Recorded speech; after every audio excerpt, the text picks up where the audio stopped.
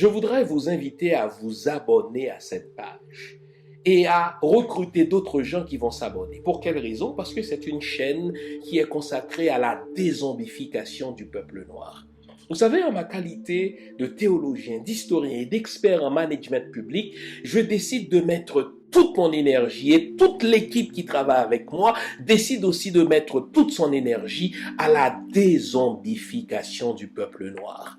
L'émission s'appelle Lumière sur le monde. Eh bien, cette lumière, ce n'est pas moi. Cette lumière, c'est le travail que nous faisons ensemble. Lorsque tout à coup, on réalise qu'on nous a roulé dans la farine, on réalise qu'on nous a trompés pendant, n'est-ce pas, des siècles, et que tout à coup, nous prenons conscience de nos ressources, nous prenons conscience de notre identité, et ayant pris conscience de tout cela, nous prenons la décision de partager ce que nous sommes, ce que nous comprenons avec les autres. Donc, nous avons besoin d'avoir une masse critique d'hommes et de femmes noirs réveillés qui vont changer, n'est-ce pas, leur pays respectif pour la gloire de nos ancêtres.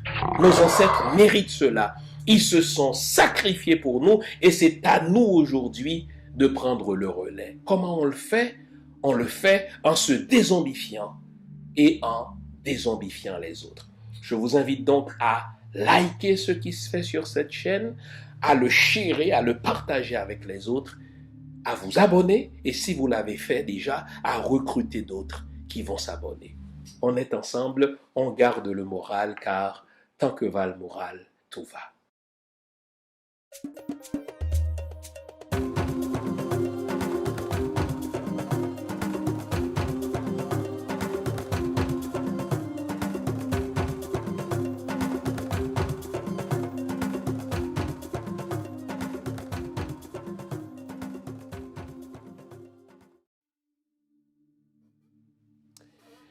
Bonjour mesdames, bonjour messieurs, bonjour le monde. Bienvenue à cette autre édition de l'émission Lumière sur le monde. L'émission de ce matin est un hors-série. Qu'est-ce que c'est qu'un hors-série? Un hors-série, c'est une émission qui est moins collée à l'actualité quotidienne, qui est moins collée à l'actualité politique. Un hors-série, c'est une émission qui se propose de revisiter les fondations de notre nation, qui se propose de revisiter les fondations de notre histoire.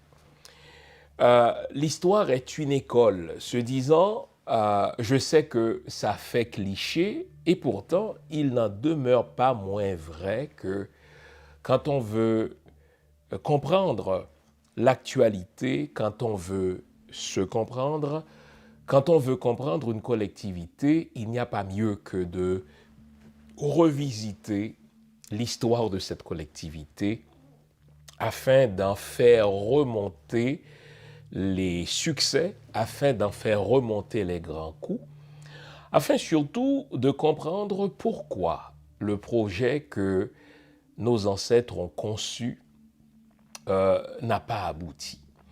Donc, l'émission de ce matin, c'est un hors-série qui se propose de revisiter l'un des événements majeurs, sinon l'élément déclencheur qui allait aboutir plus d'une dizaine d'années plus tard à l'indépendance d'Haïti.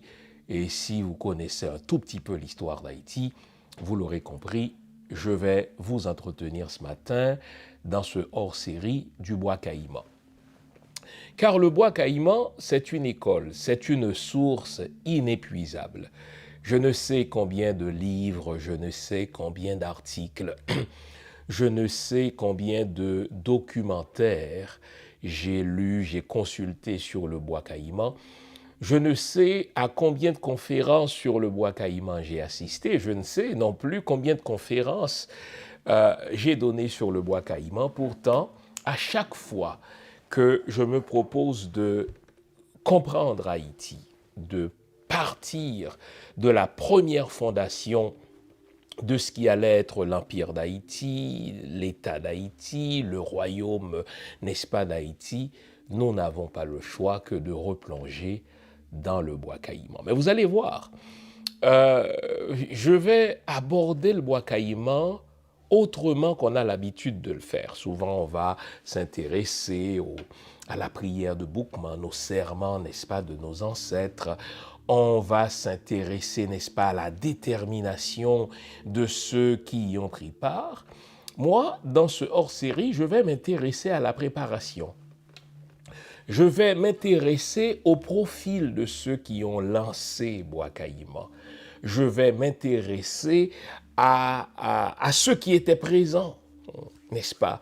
La participation de chacun, le niveau d'engagement de ces participants. Et vers la fin de ce hors-série, je dresserai un certain nombre de leçons qu'il nous faut tirer et appliquer dans l'Haïti d'aujourd'hui si l'on veut se hisser à la hauteur de l'idéal de nos ancêtres. Donc, quoi que vous ayez lu sur Bois Caïman, je suis sûr que ce hors-série sur le Bois Caïman vous apprendra quelque chose de nouveau.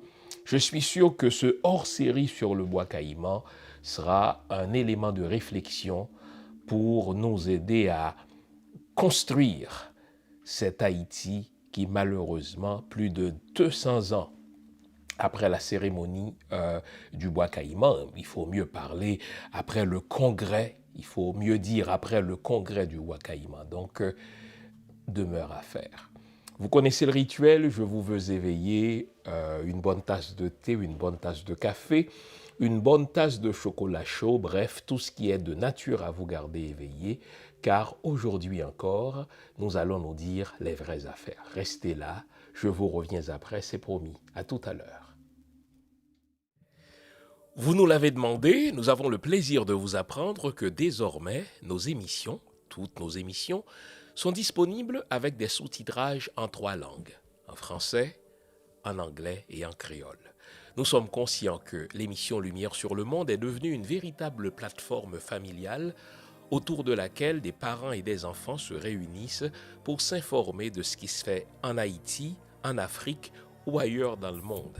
Pour vous faciliter la vie, nos émissions sont désormais disponibles avec des sous-titrages en 3 langues, français, créole et anglais. Nous progressons avec vous, nous marchons avec vous de manière à relever nos communautés et nos peuples. Nouveau, toutes nos émissions sont disponibles avec des sous-titrages en français, en anglais et en créole. Alors oui, faisons ensemble ce hors-série sur les fondations de l'État d'Haïti.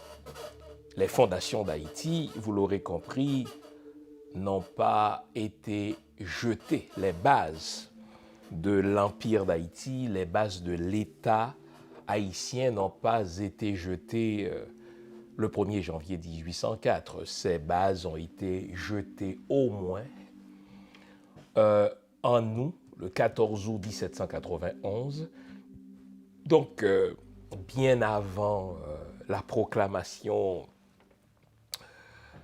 du général Jean-Jacques Dessalines, qui allait devenir quelque temps plus tard empereur. Les fondations d'Haïti ont été jetées avant 1804. Les fondations d'Haïti ont été jetées au mois d'août 1791, le 14 août 1791. Et puisqu'on le sait en histoire, il n'y a pas de génération spontanée, il n'y a pas une génération qui naît ex nihilo, il y a toujours une préparation. La génération d'aujourd'hui a été préparée, travaillée par celle d'hier, celle de demain, n'est-ce pas, est préparée par celle d'aujourd'hui. Donc vous savez, l'histoire, c'est une chaîne. Eh bien, pour bien situer politiquement le Bois Caïman, pour bien situer spirituellement le Bois Caïman, eh bien, il faut aller au-delà du Bois Caïman. Bon. Vous le savez, depuis 1503, les Européens chrétiens, les Français, ont commencé à importer telle de la marchandise, des captifs de l'Afrique. Bon. Ils débarquent en Afrique pour des raisons économiques. L'Europe est au bord de la faillite et les chefs d'État, les têtes couronnées, les gens d'affaires financent le commerce macabre de l'humain par des humains. Et donc des Européens débarquent sur le grand continent, le continent le plus vaste, le continent le plus riche. Et là, ils déclarent la guerre à des peuples qui ne leur ont fait aucun tort. Ils tentent des pièges à des individus qui ne leur ont rien fait. Ils les enchaînent et ils les conduisent, n'est-ce pas, sur un autre continent qu'on appelle l'Amérique. Vous savez qu'il y a une controverse, les chiffres sont discutables. Les plus extrêmes parlent de plus de 300 millions de Noirs qui ont été pris en captivité depuis l'Afrique pour être conduits en Amérique.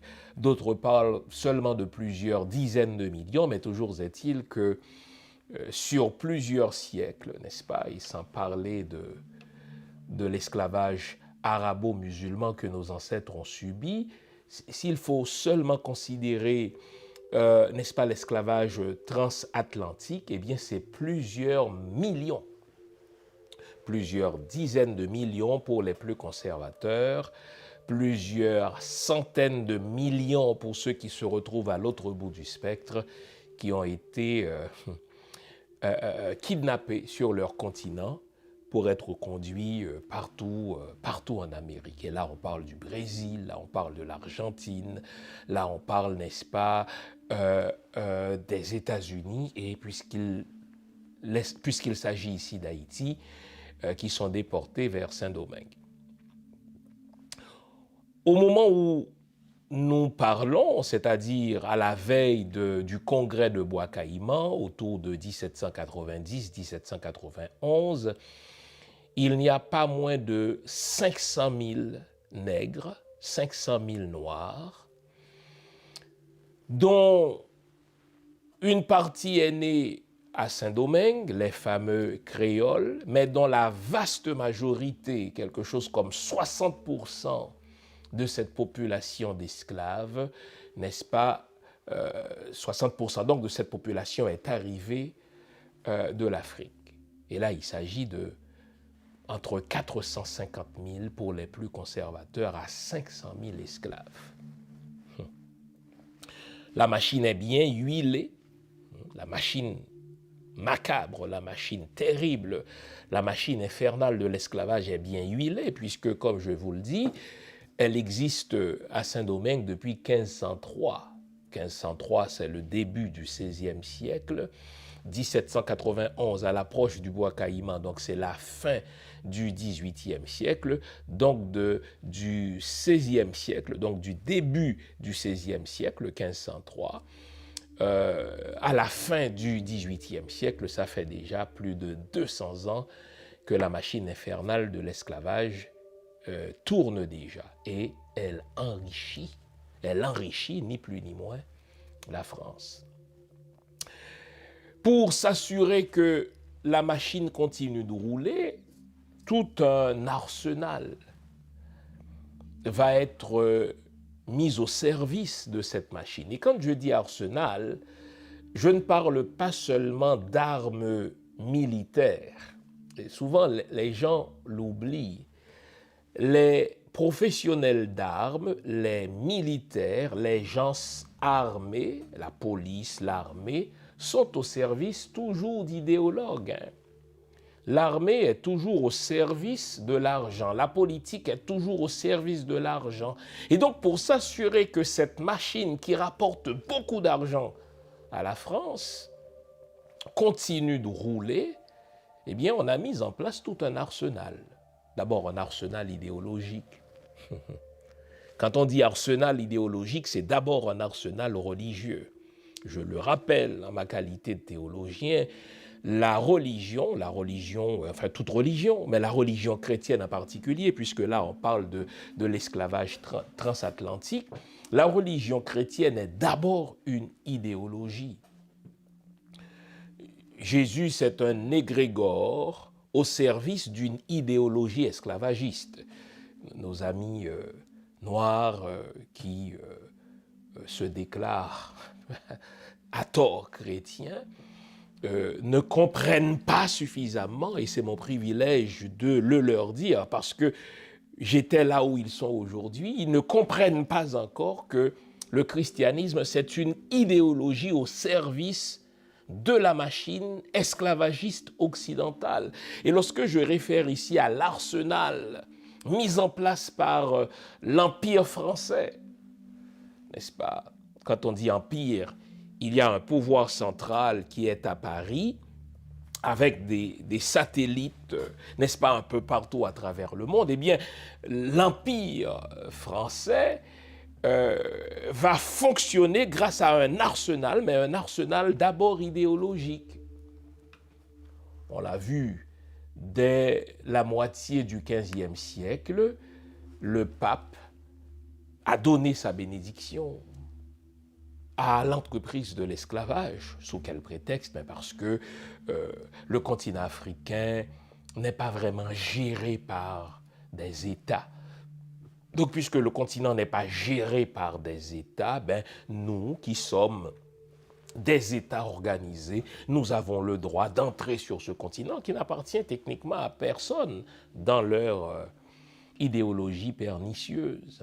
Et ça va donner lieu à la doctrine de la découverte. Qu'est-ce que c'est que la doctrine de la découverte? Si un Européen chrétien débarque sur un territoire habité, si ce territoire est habité par des peuples non chrétiens, eh bien ce territoire est considéré comme étant découvert par ce chrétien. Et il a le droit, n'est-ce pas, désormais de l'occuper, c'est un vol, vous me direz, et de réduire en esclavage et à perpétuité les peuples qui vivent sur ce territoire. Et c'est ce que l'Église catholique va faire. C'est ce à quoi l'Église catholique va servir, légitimer le vol du continent africain, légitimer le vol des ressources africaines, légitimer, n'est-ce pas, l'asservissement, c'est-à-dire le kidnapping des populations africaines. Et donc, le pape va dans cette bulle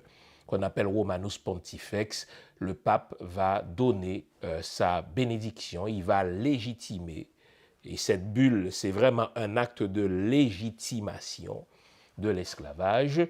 Donc nous, les peuples chrétiens, lorsque le pape a écrit la bulle Romanus Pontifex, il a écrite cette bulle pour les Portugais, mais c'est tous les Européens qui vont appliquer cette bulle. Donc les Portugais, les Anglais, les Français vont entrer, et d'autres peuples, les Espagnols, vont entrer en Afrique.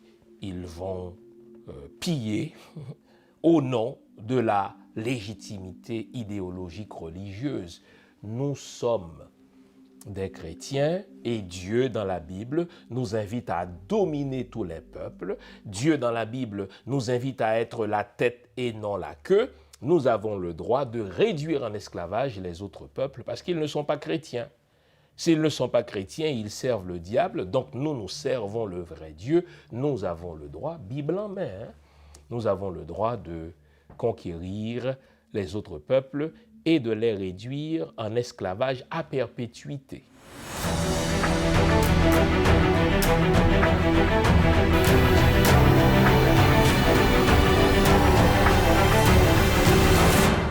Il faut constamment soulever les va-nu-pieds contre les gens à chaussures et mettre les gens à chaussures en état de s'entre-déchirer les uns les autres.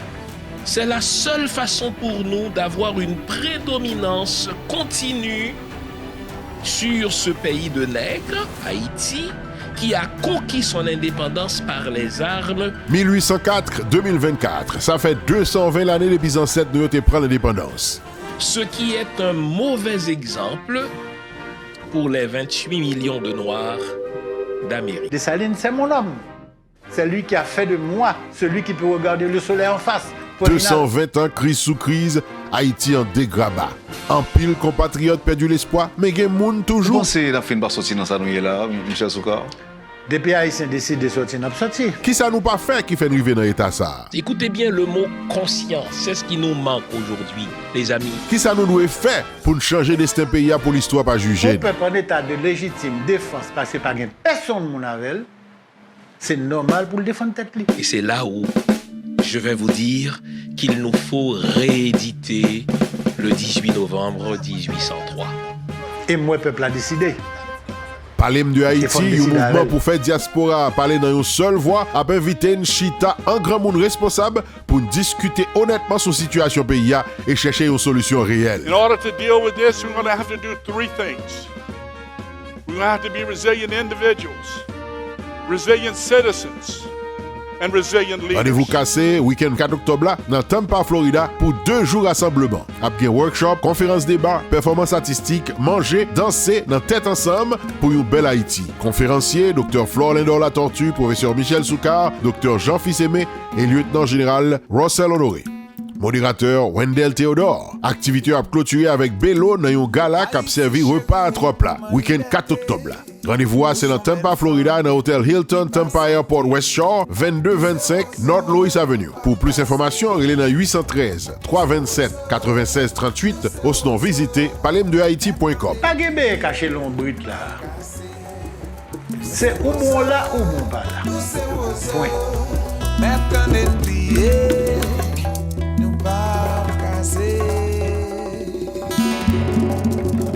Quelques-uns, hélas, dans l'intention de défendre le christianisme, disent « Ah mais vous savez, ça c'est une perversion du christianisme. » Faux. Le judéo-christianisme, c'est une idéologie pro-esclavagiste. Le judéo-christianisme, c'est une idéologie qui fait la promotion de l'esclavage. Au fait, le seul interdit qui existe en matière d'esclavage dans l'Ancien Testament, c'est qu'un juif ne doive pas réduire en esclavage un autre juif. Donc, le juif peut réduire en esclavage tout autre peuple, sauf un autre juif. Et donc, c'est permis.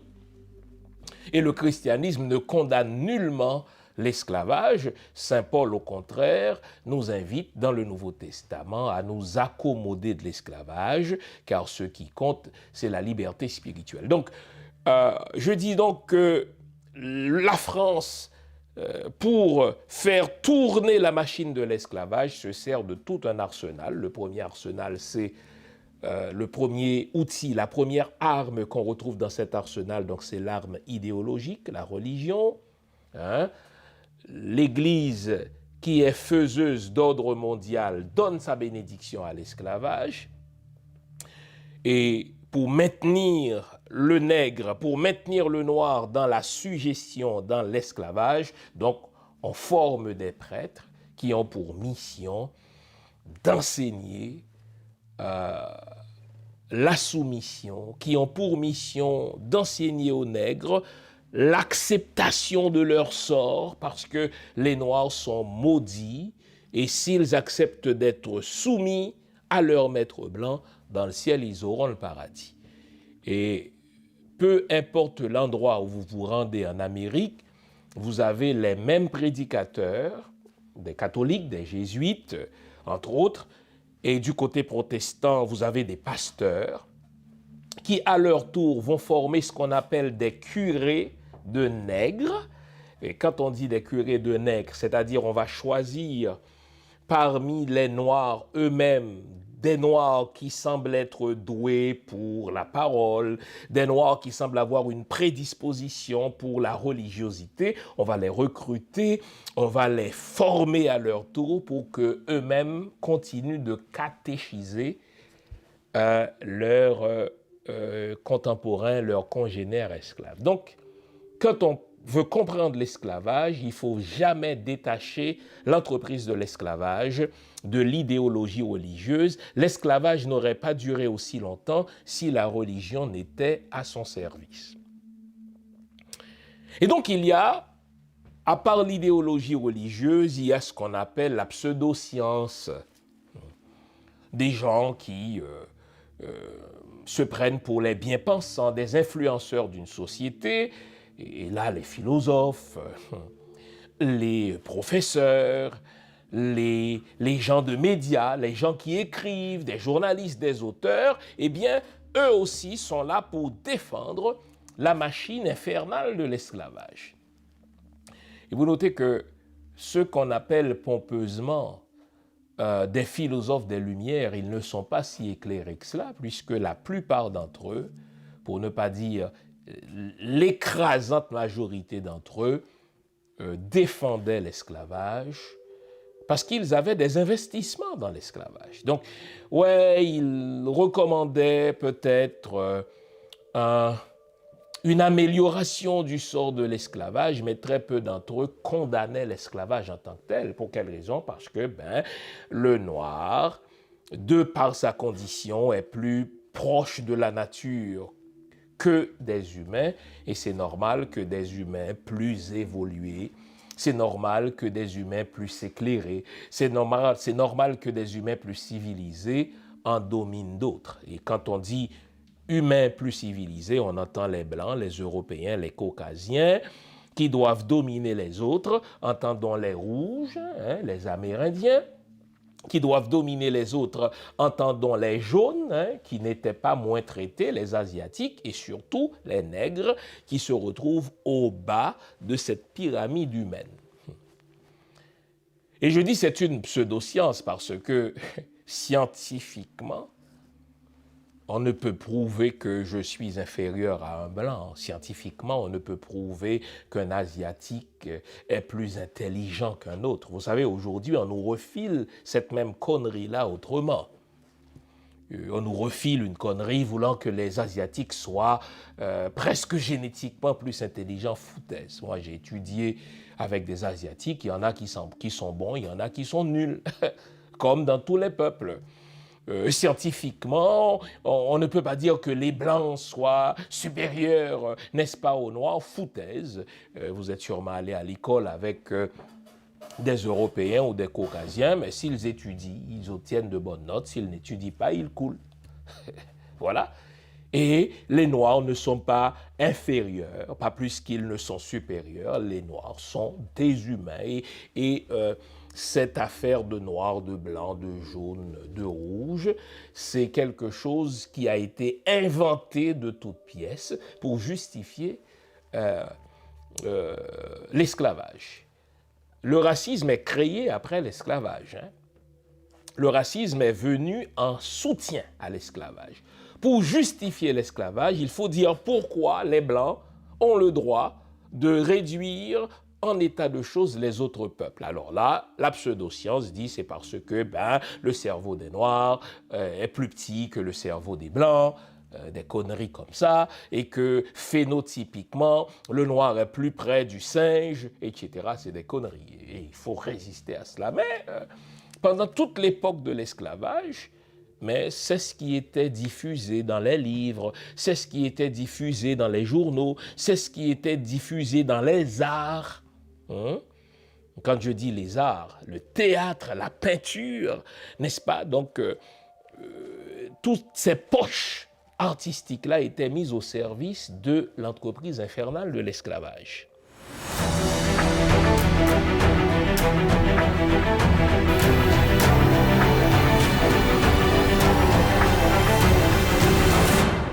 Il faut constamment soulever les va-nu-pieds contre les gens à chaussures et mettre les gens à chaussures en état de s'entre-déchirer les uns les autres. C'est la seule façon pour nous d'avoir une prédominance continue sur ce pays de nègres, Haïti, qui a conquis son indépendance par les armes. 1804-2024, ça fait 220 l'année depuis les ancêtres nous ont pris l'indépendance. Ce qui est un mauvais exemple pour les 28 millions de Noirs d'Amérique. Dessalines, c'est mon homme. C'est lui qui a fait de moi celui qui peut regarder le soleil en face.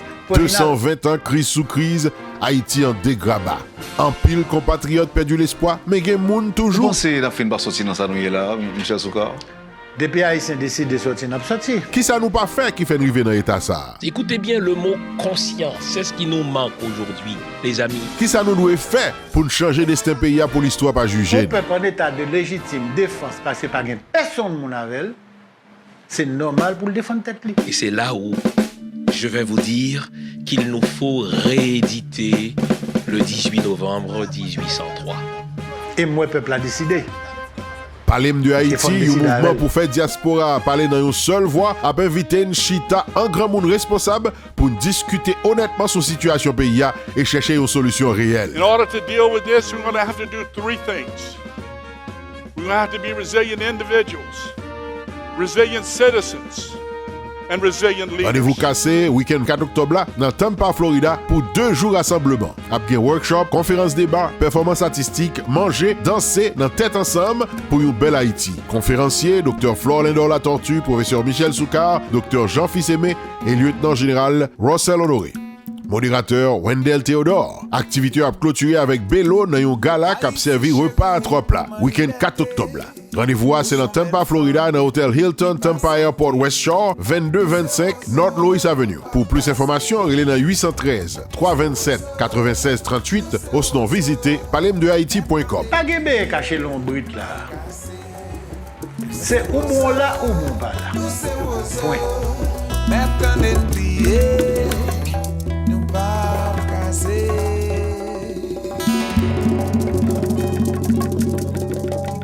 Donc, je vous ai parlé de l'idéologie religieuse qui est dans l'arsenal de l'esclavagiste français. Je vous parle de l'idéologie pseudo-scientifique qui est dans l'arsenal, mais il y a aussi les armes. Les Européens se sont toujours entretués. Ils ont consacré toute leur histoire à se battre entre eux parce qu'ils ont un tout petit territoire.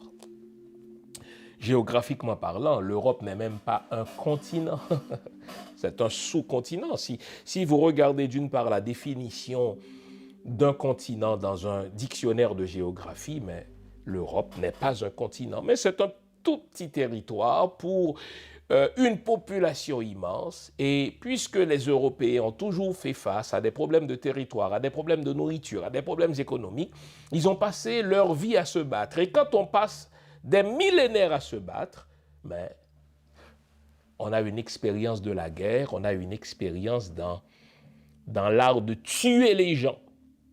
Et donc, les Européens ont pu entrer en Afrique et subjuguer nos populations, mais parce que eux, ils ont passé leur vie à se battre, ils ont raffiné leur méchanceté dans l'art de tuer. Donc, il y avait dans l'arsenal européen les armes, donc l'outil militaire.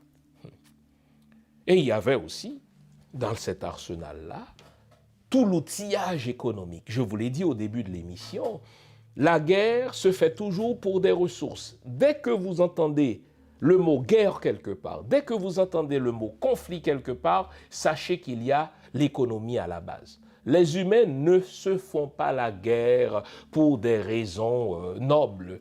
Il n'y a pas de guerre juste. Il n'y a pas de sainte guerre. On retrouve la formule guerre sainte dans la Bible. C'est les chrétiens qui sont les premiers à utiliser la formule guerre sainte. Lors des croisades, le pape disait qu'il faut aller en guerre contre les sacrés musulmans qui ont envahi, n'est-ce pas, la terre sainte. Dieu le veut. Donc, Deo lo volte. Mais quand on prend le temps d'enlever, n'est-ce pas, toute cette gang, toute cette intoxication langagière, mais on découvre que derrière les croisades, il y avait surtout un souci de l'Église de faire main basse sur les ressources, n'est-ce pas, des peuples arabo-musulmans. Ils étaient très développés en art, ils étaient très développés en sciences. N'oublions pas que beaucoup de peuples africains étaient musulmans. Eh bien, dans leur spiritualité, ils ont développé l'art. Et donc, derrière le prétexte religieux, il y avait le souci économique. Donc, dans l'arsenal français pour faire tourner la machine de l'esclavage, il y a l'idéologie religieuse, il y a l'idéologie pseudo-scientifique, il y a l'armée, mais il y a aussi l'argent. Au fait, tout ça, c'est au service de l'argent. tout ça est au service de l'argent. En fait, on est allé en Afrique parce que l'Europe avait des problèmes économiques. Et je vous ai dit que ces 500 000 nègres qui travaillaient de l'aurore au crépuscule enrichissaient la France. La France est devenue un État riche à cause de l'esclavage, et en particulier à cause de l'esclavage pratiqué à Saint-Domingue, qui n'était rien de moins, c'est la formule qu'ils utilisaient, que la perle des Antilles. Pas la perle des Antilles pour nous les Noirs, pour nos ancêtres, pas la perle des Antilles pour nous les descendants d'esclaves, c'était la perle des Antilles pour l'Europe, pour la France. Saint-Domingue était le premier fournisseur mondial de café. Saint-Domingue était le premier fournisseur mondial de sucre. Tous les consommateurs de sucre et les consommateurs de café en Europe, n'est-ce pas, consommaient ce qui arrivait de Saint-Domingue. Et pour maintenir cette machine-là, on ne négligeait rien. On ne lésinait sur rien. On catéchisait l'esclave. Dès son arrivée à Saint-Domingue, l'esclave était pris en charge par les prêtres, car 8 jours plus tard, il devait être converti et baptisé au christianisme. Il s'était baptisé debout. Toute la législation, le Code noir, était conçue pour faire comprendre à l'esclave qu'il n'est plus un citoyen, qu'il n'est plus un humain, mais qu'il est une chose. Et il était compté parmi les biens meubles, n'est-ce pas, du maître, parmi le cheptel du maître.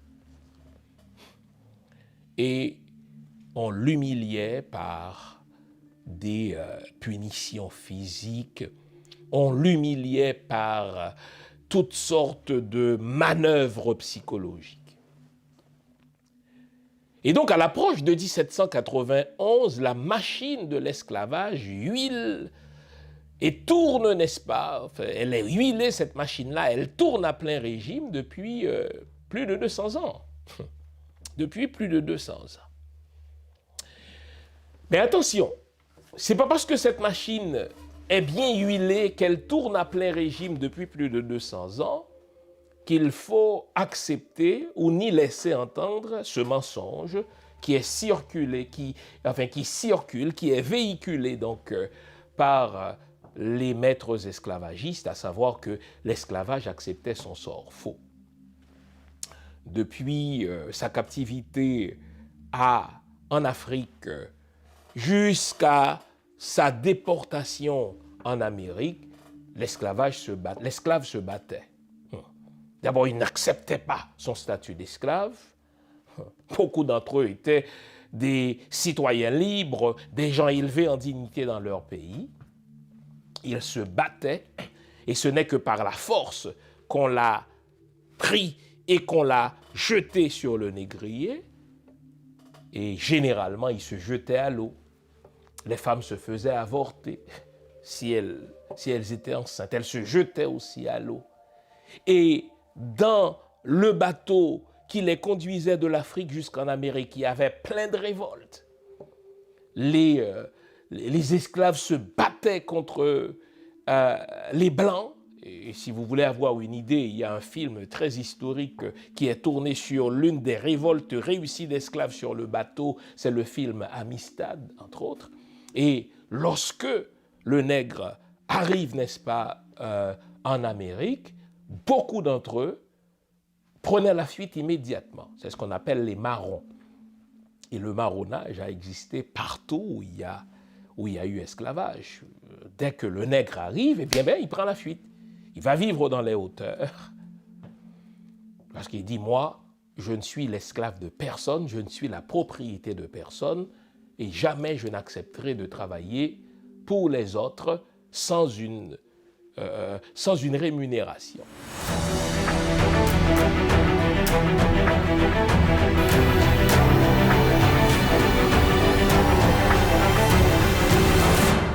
Il faut constamment soulever les va-nu-pieds contre les gens à chaussures et mettre les gens à chaussures en état de s'entre-déchirer les uns les autres.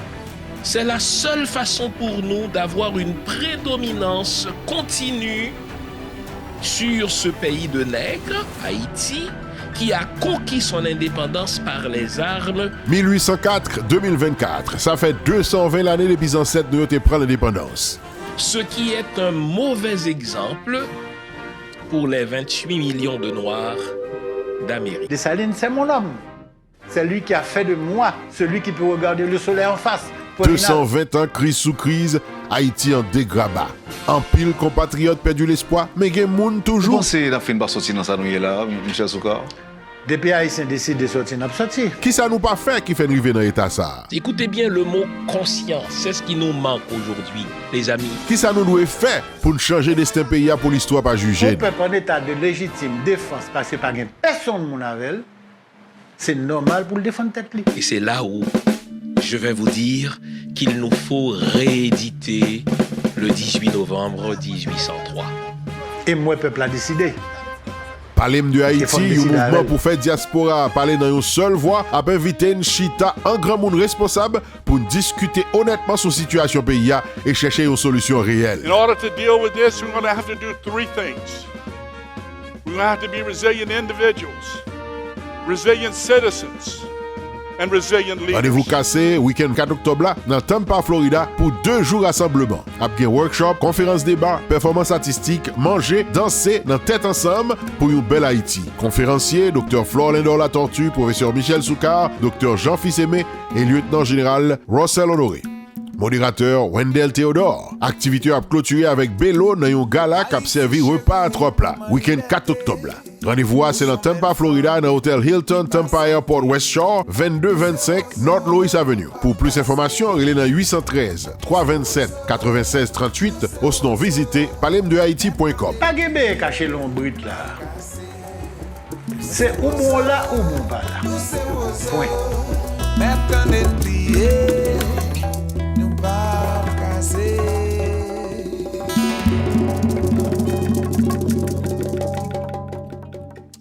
La majorité donc de ceux qui sont arrivés en Amérique ou qui sont nés en Amérique en tant que nègres sont dans cette entreprise de l'esclavage. Mais au sein même de cette machine, il y avait des révoltés. Il y avait des révoltés, hommes et femmes. Hein? Et vraiment, il faut éviter le sexisme ici, il faut éviter de croire que quand il y a révolte d'esclaves, que ce soit à Saint-Domingue ou ailleurs, à la Jamaïque ou bien à la Martinique, partout, n'est-ce pas, qu'il y a eu révolte d'esclaves, ou même aux États-Unis, c'était une affaire d'hommes. Non, non, non, pas du tout. Ce sexisme-là, qui semble être ambiant aujourd'hui, qui semble être accepté de tous, c'est plutôt un produit du judéo-christianisme. C'est dans le judaïsme que la femme est traitée en inférieure à l'homme. C'est dans le christianisme que la femme ne peut enseigner à l'homme. Dans la culture africaine, dans les civilisations africaines, pensons à l'Égypte, pensons au Mali, pour ne citer que ces cas-là, eh bien, les femmes sont des souveraines autant que des hommes et il n'y a pas ce complexe d'infériorité qui est enseigné à la femme, n'est-ce pas, comparé à l'homme, ou ce complexe de supériorité qui est enseigné à l'homme par rapport à la femme. Non. Donc, dans les tentatives de révolte, dans les tentatives de soulèvement qu'on retrouve à Saint-Domingue, eh bien, ces soulèvements-là sont menés autant par des femmes que par des hommes. Dans notre histoire, on entendra parler de Tante Toya. Dans notre histoire, on entendra parler, n'est-ce pas, de Cécile Fatiman, dont je vais parler tout à l'heure lorsqu'on va s'approcher du bois Caïman. On entendra parler de Sanit Belair, pour ne citer que ces femmes-là. Et il y a eu donc plusieurs tentatives de révolte. Et l'une d'entre elles, l'une de ces tentatives de révolte, est celle qui est menée par Macandal. Macandal, c'est probablement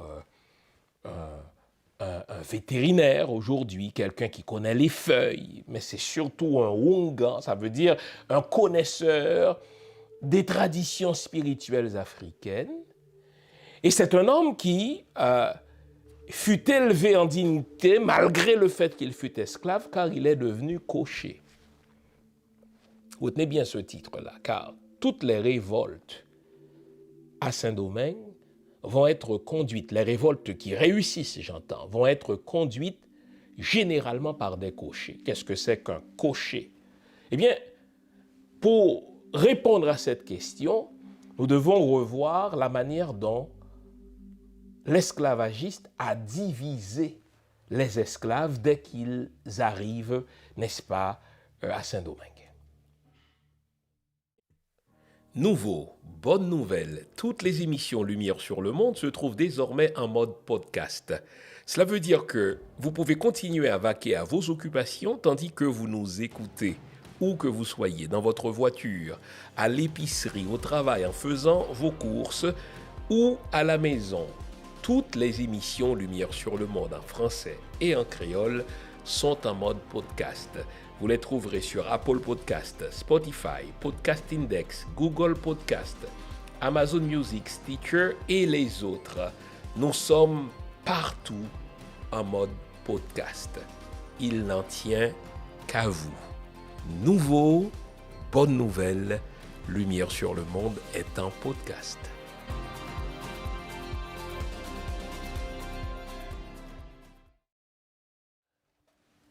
Le blanc esclavagiste est à ce point pernicieux qu'il sait que pour maintenir la machine de l'esclavage, il doit dresser les esclaves les uns contre les autres, de manière à ce que chaque esclave en envie un autre, sans regarder au blanc qui les a tous mis dans cette situation.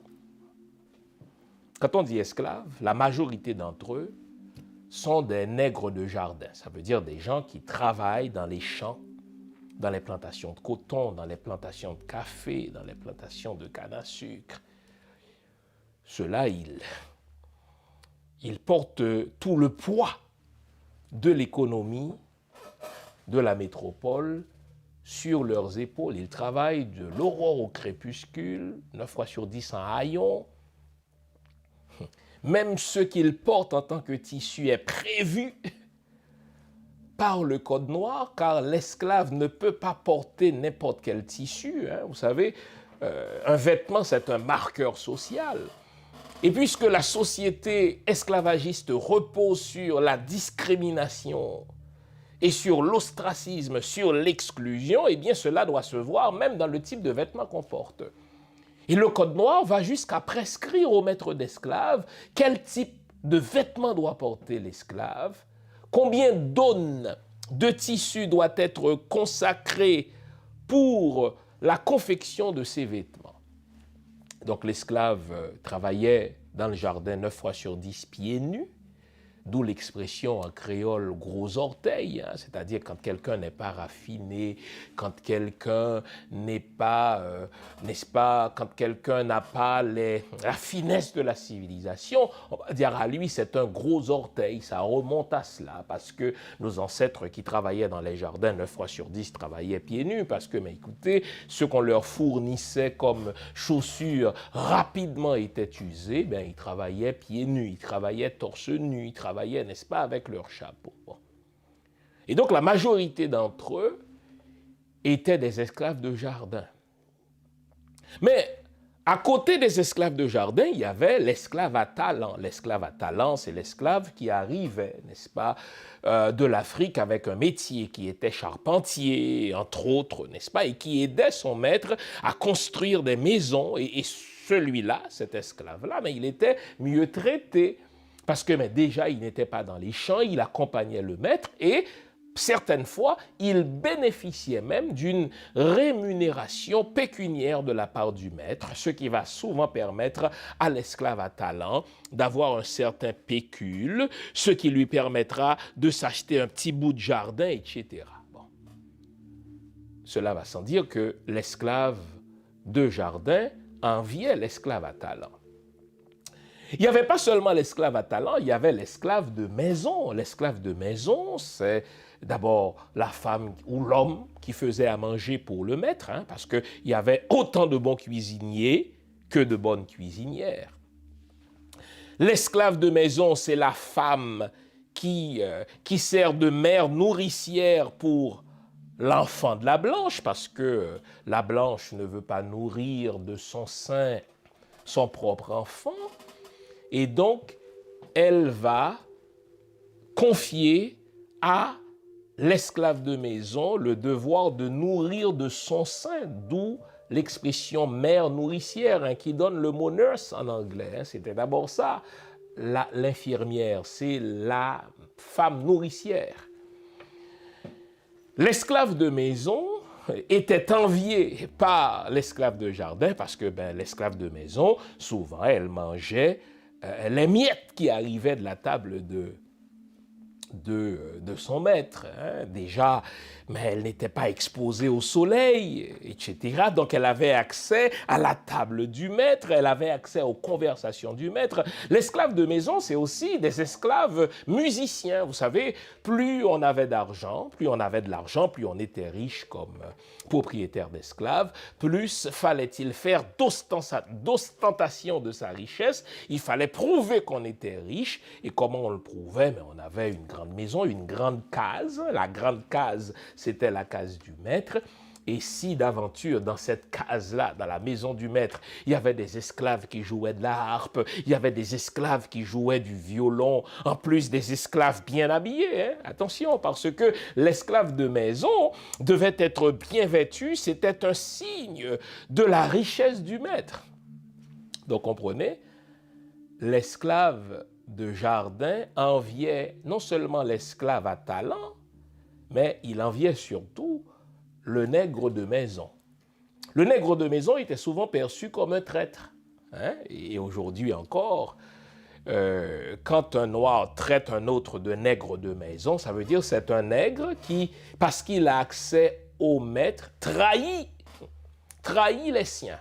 Et donc on va dire, celui-là c'est un nègre de maison, c'est-à-dire c'est un vendu. Lui, il oublie qu'il est esclave, parce qu'il est esclave quand même. Il oublie qu'il est noir, parce que ce qui l'intéresse, ce qui le flatte, c'est d'être proche du maître. Et c'est souvent parmi ces esclaves de maison que le maître d'esclaves va faire un petit nègre. Hein, parce que là, vous avez une belle femme noire qui te fait à manger, une belle femme noire qui est à ton service, une belle femme noire qui a accès à toi. Et bien, voilà, 9 fois sur 10, eh bien, le maître de l'esclave va la violer.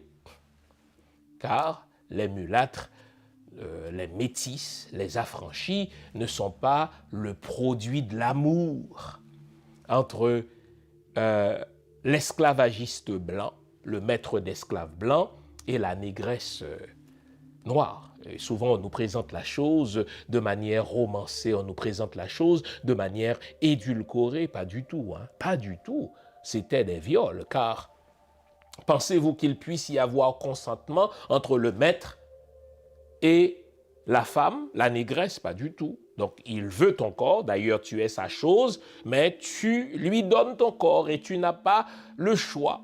Tu n'as pas le choix.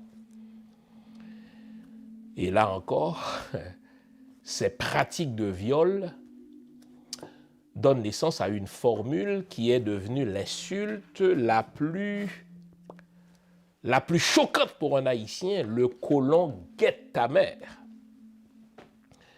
Si un Haïtien est véritablement fâché contre toi, tu dois t'attendre à ce qu'il te dise que le colon guette ta mère.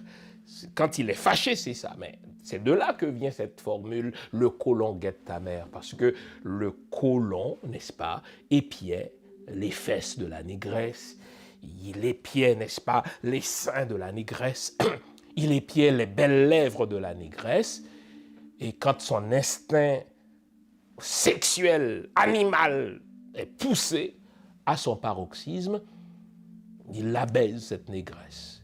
Et de cette relation basée sur le viol naîtront les mulâtres. Et dès que le blanc regarde une négresse, eh bien, on dit, ah, il est en train d'épier, il est en train de guetter ta mère. Et on sait ce qui s'ensuit. Quand l'haïtien te dit que le colon guette ta mère, c'est pas compliqué, il te lance ça au visage, tu lui pètes la gueule parce que on est traumatisé par ce viol-là que nos mères, que nos aïeuls ont subies de la part du colon. Et donc vous notez que l'esclave de plantation envie l'esclave à talent envie le nègre de maison. Et il y a une autre catégorie d'esclaves, c'est le cocher. Le cocher, c'est celui qui conduit le maître, c'est son conducteur, c'est l'équivalent de son chauffeur de taxi. Vous savez, il fallait prouver qu'on est riche en ne conduisant pas soi-même sa charrette. Il fallait prouver qu'on est riche en confiant, si vous voulez, ses commissions à un esclave qui, lui, connaît toute la colonie, à un esclave qui, lui, passe de plantation à plantation. Le cocher est même une coche plus haut que le nègre de maison. Parce que le cocher, lui, il a toute la confiance du maître.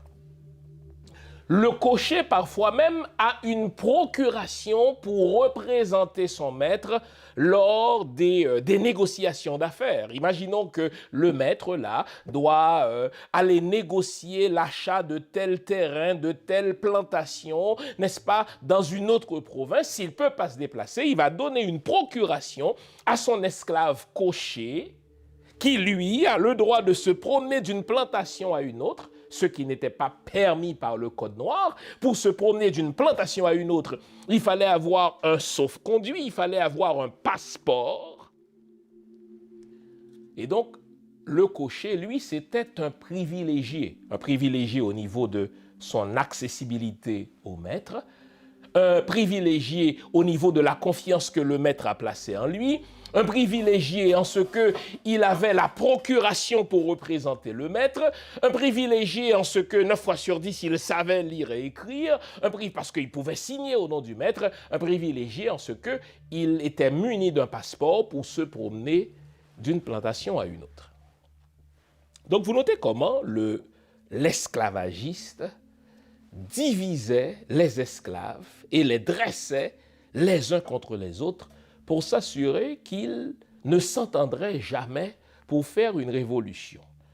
Et ça, c'est au niveau de la répartition du travail de l'esclave. Mais l'esclavagiste euro-chrétien continuait à diviser les esclaves en fonction d'ethnie. Il dressait les ethnies les unes contre les autres. Il disait par exemple des Aladas qu'ils étaient des mangeurs de chiens, ce qui est une insulte pour quelqu'un qui arrive du Dahomey. Et les autres esclaves, par exemple, qui voulaient insulter les Aladas, vont les traiter effectivement de mangeurs de chiens. Les Aladas vont traiter les Congos de grossiers, ça veut dire d'imbéciles, etc. Et vous notez que non seulement il y avait ces divisions ethniques, il y avait aussi les divisions du langage. Dans le Nord, dans une certaine partie du Cap, on retrouvait beaucoup d'Aladas qui parlaient donc les Wéfons.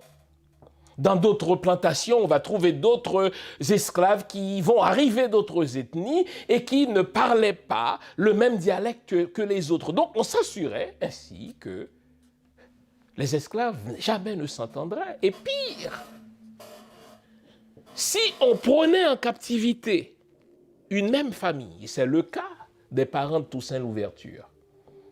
Le père de Toussaint Louverture, Hippolyte, était pris en captivité avec sa femme et des enfants.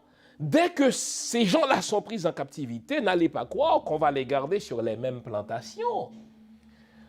On va vendre le père à un maître, on va vendre, n'est-ce pas, la femme à un autre maître, et même les enfants vont être séparés. C'est ainsi, par exemple, que le père de Toussaint Louverture a été amené captif au même moment que sa première femme. Mais sa femme a été vendue dans le sud, à l'autre bout du pays. Ils avaient déjà, ces deux-là, le père de Toussaint Louverture, Hippolyte et sa femme de mémoire Afiba, d'autres enfants. Chaque enfant va être vendu dans une partie du territoire et Hippolyte va être encouragé à épouser une autre femme de laquelle naîtront Toussaint Louverture et ses frères. Et Toussaint va devenir, comme on le saura plus tard, n'est-ce pas, le premier personnage de la colonie. Et puis là, il va se lancer dans des recherches minutieuses pour retrouver ses premières demi-sœurs, qu'il finira par retrouver à l'autre bout, n'est-ce pas, de la colonie dans le sud. Et cette demi-sœur va épouser un Chancy. C'est ainsi donc que les Chancy, je connais beaucoup de Chancy, dont mon bon ami Junio Chancy du Cap, eh bien, c'est ainsi que les Chancy sont de véritables descendants de Toussaint Louverture, bon, pour citer cet exemple-là. Et revenons donc à la famille de Toussaint Louverture. Hippolyte Louverture est prise en captivité en même temps que sa première femme, mais chacun va être vendu à un bout du pays. Généralement, la femme va rester plus fidèle que l'homme, n'est-ce pas, à l'idée du mariage. La première femme de Toussaint Louverture ne va jamais, n'est-ce pas, prendre un autre homme. Et lorsqu'elle a appris que son mari, Hippolyte, n'est-ce pas, est dans la colonie lui aussi, mais qu'il est dans le nord, elle a tout fait pour retrouver, n'est-ce pas, son ancien mari, mais quel a été son choc lorsqu'elle a entendu dire que Hippolyte, non seulement a pris une nouvelle femme, mais qu'il a eu d'autres enfants. Elle est morte donc de chagrin. Donc, vous notez comment l'esclavage, et c'est ce qui marque Toussaint Louverture. Je suis en train de travailler sur une biographie de Toussaint Louverture. Ce qui marque Toussaint Louverture, c'est justement cette affaire. À chaque fois que Toussaint Louverture va parler de l'esclavage, il va le détester pour cette raison en particulier, parce qu'il dit l'esclavage divise les familles et sépare les frères d'avec les sœurs. Et Toussaint Louverture va combattre l'esclavage en raison de ce traumatisme personnel de son père qui a dû se séparer de force d'avec sa première femme, qu'il ne retrouvera que plus tard, et cette dernière mourra de chagrin lorsqu'elle apprendra que son mari, qu'elle aimait véritablement, a pris une autre femme. Et Toussaint va mettre beaucoup d'énergie à retrouver ses autres sœurs que l'esclavage lui avait prises. Vous vous demandez où trouver mes livres simples sur mon site, prioritairement, www.jeanfils-aimé.com. Vous avez accès à tout ce que j'ai écrit. Où que vous vous trouviez dans le monde, nous livrons partout où c'est possible. Vous pouvez aussi avoir accès à mes livres par Amazon.ca. C'est un excellent cadeau à se faire ou à faire aux autres. Servez-vous-en. Lui avait prise. Donc vous notez comment on nous divisait par la répartition des tâches, on nous dressait les uns contre les autres, de manière à s'assurer, du point de vue du maître d'esclaves, que jamais l'esclave ne se révolterait. Et donc, il y avait le cocher. Je vous disais que toutes les révoltes qui vont réussir à Saint-Domingue seront menées par des cochers. Et ça, pour moi, c'est important. Je vous ai montré que le cocher est un privilégié. Il est un privilégié comparé aux nègres de maison. Il est un privilégié comparé aux nègres de talent. Il est un privilégié comparé au commandeur. Tenez, j'oubliais de vous parler du commandeur. Qu'est-ce que c'est que le commandeur? Le commandeur, c'est un esclave, tout comme les autres, à qui le maître d'esclaves remet un bâton ou un fouet pour punir les autres esclaves et pour les mettre au pas. À un moment donné, ce n'est plus le blanc qui fouettait les autres esclaves noirs. Il confiait les punitions physiques à un autre esclave qu'il appelait le commandeur. Donc les esclaves de jardin détestaient les commandeurs. Ils ne voyaient pas le commandeur comme un outil qui est utilisé par le maître d'esclaves pour se faire oublier, car qui est-ce qui me fouette? C'est le commandeur. Donc plutôt que de détester le blanc, je déteste le commandeur. Mais derrière le commandeur, il y a le blanc qui a mis le fouet entre ses mains. Donc, entreprise terrible. que celle de l'esclavage. Et donc le cocher, c'est un privilégié qui a accès à la confiance du maître, qui bénéficie d'une procuration de la part du maître, qui peut se promener d'une plantation à une autre, qui est muni d'un passeport, etc. Et donc la première révolte qui va réussir à Saint-Domingue, en termes d'organisation, c'est la révolte de Macandal, parce que Macandal, c'est un cocher. Il faut prendre le temps d'analyser le statut du cocher pour mieux comprendre pourquoi une révolte conduite par un cocher a de plus grandes chances de réussir et va réussir effectivement, comme nous le verrons à Bois-Caïman. Donc pourquoi donc une révolte menée par un cocher a de plus grandes chances de réussir qu'une autre révolte? Mais avant de répondre à cette question, il nous faut réfléchir sur le statut du cocher. Donc vous notez que le cocher, c'est un privilégié. Contrairement à ce que veut le maître, c'est-à-dire faire en sorte que le cocher soit tellement proche de lui qu'il en oublie la situation de ses frères. C'est pour ça, quand le maître d'esclaves qui pratique le machiavélisme, c'est-à-dire diviser pour régner, choisit un nègre parmi les autres nègres, il le fait de telle sorte que ce nègre-là s'estime si privilégié qu'il prenne cette distance avec les autres. Mais les cochers, malgré le fait qu'ils sont des privilégiés, ne se considéraient jamais différemment des autres esclaves. Ils étaient solidaires des autres esclaves. Et ça, c'est quelque chose qui est remarquable dans l'histoire des révoltes, dans l'histoire des soulèvements, lesquels soulèvements vont conduire à l'indépendance. Les soulèvements à Saint-Domingue sont conçus, préparés et mis en place par des privilégiés. C'est pour ça que je dis toujours, en ma qualité d'historien, que quand on veut faire une révolution, quand on veut provoquer un changement dans une société, cette révolution, ces changements-là doivent être conçus par les élites. Moi, je suis de l'école de Jean Price-Mars, qui veut que les élites aient un rôle fondamental dans une société. Quel est ce rôle? Celui de tirer leur collectivité vers le haut. Le cocher est un esclave privilégié, mais malgré le fait qu'il est un esclave privilégié, il est resté solidaire des autres esclaves dans le sens qu'il veut provoquer une révolution, qu'il veut provoquer un soulèvement. Il aurait pu se contenter de son sort. Il mange mieux que les esclaves de Jardin. Il n'est pas soumis à la même rigueur au niveau du travail que les esclaves de Jardin. Il est mieux habillé que les esclaves de Jardin parce qu'il représente le maître. 9 fois sur 10, il sait lire et écrire car il doit représenter le maître lors des transactions. Donc c'est ça une élite.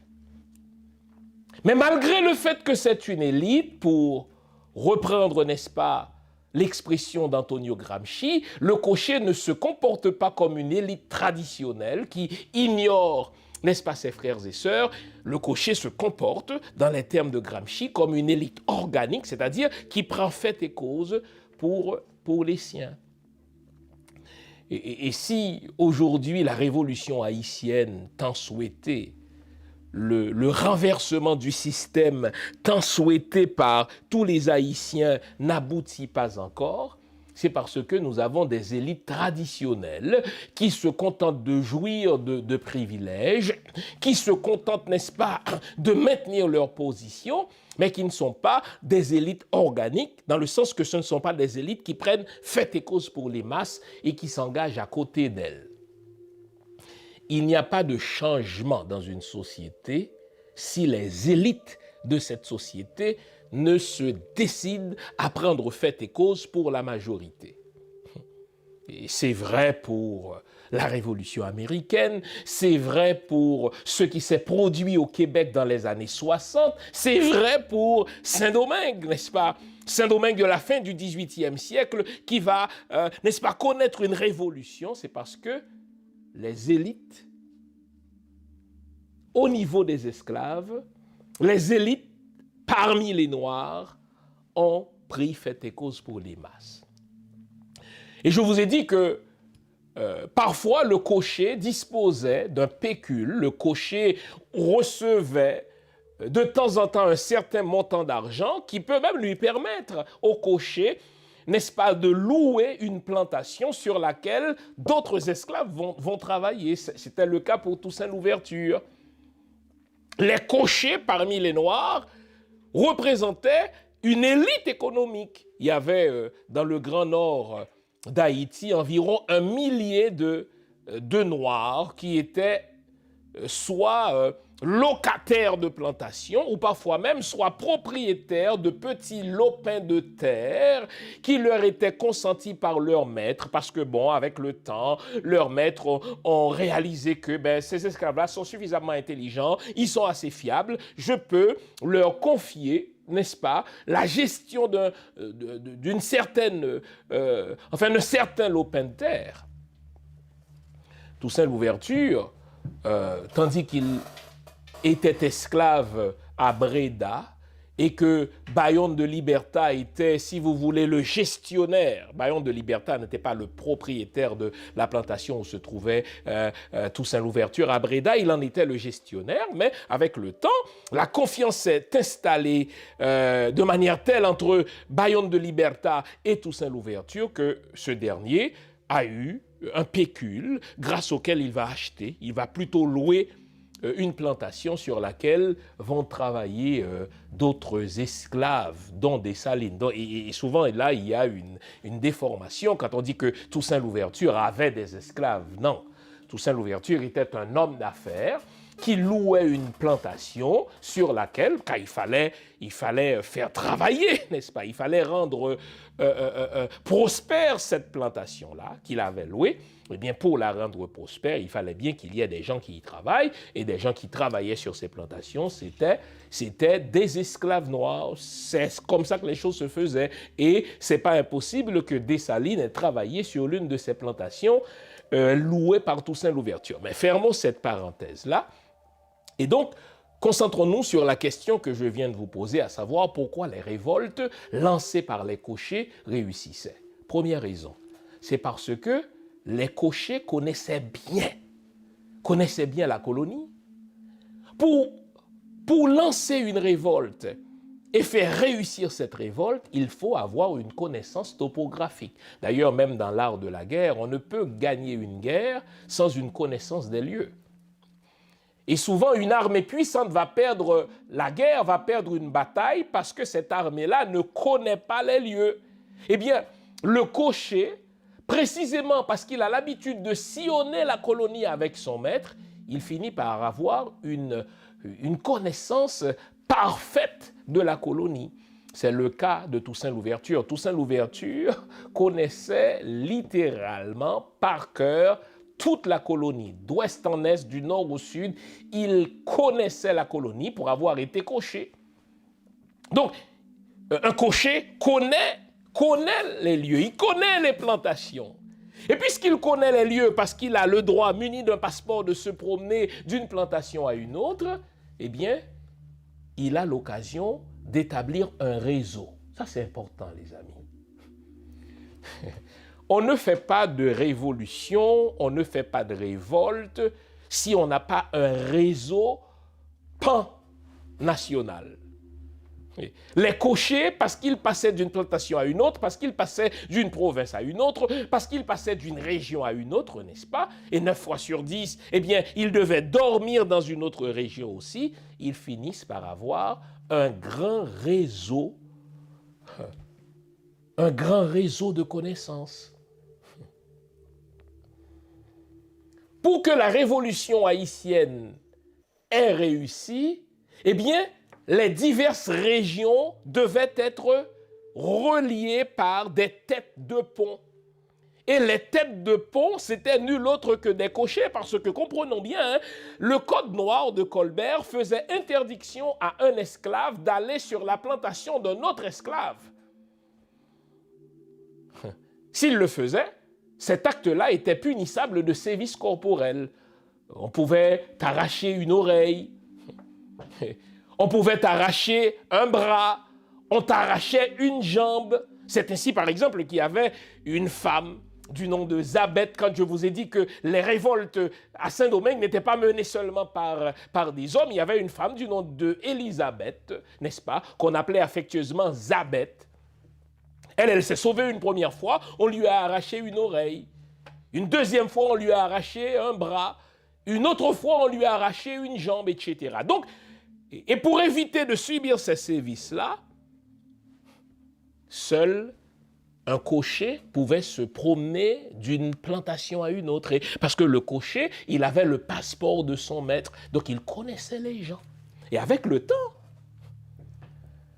le cocher tissait sa toile d'araignée grâce à sa connaissance des lieux, grâce à son réseau relationnel. Il mettait en place un réseau de communication, un réseau de renseignement. Ça me fait rire. Quand je vous ai dit qu'Haïti, l'Haïti actuelle n'est pas un État, quand je vous dis que l'Haïti actuelle n'est pas une nation, c'est évident qu'Haïti, l'Haïti d'aujourd'hui, l'Haïti de Jovenel, l'Haïti d'Ariel Henry, surtout l'Haïti de Jovenel, mais l'Haïti post-Duvalier, l'Haïti post-armée, parce que l'armée haïtienne a été démantelée, n'est pas une nation. On ne peut avoir un État sans un réseau de renseignement. Le mec a été assassiné, Jovenel Moïse, je déplore son assassinat, mais en raison aussi de son imbécilité, il est chef d'État, mais il ne dispose pas d'un réseau de renseignement à travers le pays. Or, les cochers ont pu mener des révoltes réussies parce que grâce à leur connaissance des lieux, grâce à leur réseau relationnel, ils pouvaient tisser un réseau d'informateurs. Quand Toussaint Louverture est devenu commandant en chef des armées et plus tard gouverneur, n'est-ce pas, de Saint-Domingue, cet homme-là était au courant de tout. Parce qu'en tant qu'ancien cocher, il avait cultivé le réflexe de réseau de renseignement basé par des agents dormants, des informateurs qui lui disaient tout. Et c'est ça la force d'un cocher. Sur telle plantation, il avait tel autre cocher qui lui disait ce que faisait le maître, quand est-ce que le maître allait en voyage en France, quand est-ce que le maître allait en voyage aux États-Unis, quand est-ce que le maître allait en voyage à Cuba, etc. Grâce à sa proximité, n'est-ce pas, du maître, il savait aussi ce qui se faisait en France, parce que les propriétaires d'esclaves discutaient de ce qui se passait à Paris, et donc le cocher était au courant. Et il va utiliser son réseau de renseignement, son réseau d'information pour combattre le système de l'esclavage. Et mieux, puisque le cocher, c'était le chauffeur du maître, eh bien, quand le maître voyageait, mais il voyageait souvent avec des fusils, des armes, n'est-ce pas, pour se protéger, etc. Les propriétaires d'esclaves, souvent avaient, n'est-ce pas, des armes. Et qui transportait ces armes-là? Et qui connaissait donc les cachettes de ces armes-là? C'est encore les cochers. Donc, il n'y avait pas meilleur esclave pour préparer une révolution, pour préparer un soulèvement que le cocher. Il connaissait les lieux, il avait un grand réseau relationnel, il disposait d'un système de renseignement, il avait la confiance du maître et il pouvait préparer minutieusement la révolte. Donc le premier cocher qui va lancer une révolte, c'est Macandal. Ironiquement, Macandal travaillait à peu près dans la même région qu'un Toussaint Louverture. Lui, puisqu'il était cocher, il utilisait, comme connaisseur des plantes médicinales, il utilisait des poisons pour en venir à bout du système esclavagiste. C'est ce qu'on appelle bout à blanc. Quand un esclave te disait bout à blanc, ça veut dire empoisonnons les blancs. Macandal disait il faut en venir à bout des blancs. Et puisque les blancs ont des fusils, ils ont des poudres à canon que nous ne maîtrisons pas, nous ce que nous maîtrisons c'est la connaissance des plantes. Nous allons utiliser les plantes pour empoisonner les sources d'eau, pour empoisonner les aqueducs, pour empoisonner, n'est-ce pas, les blancs dans leur propre maison, car rien à faire. Le blanc est à ce point méchant qu'il faut en venir à bout, bout à blanc. Ce Macandal était un cocher. Il connaissait du monde.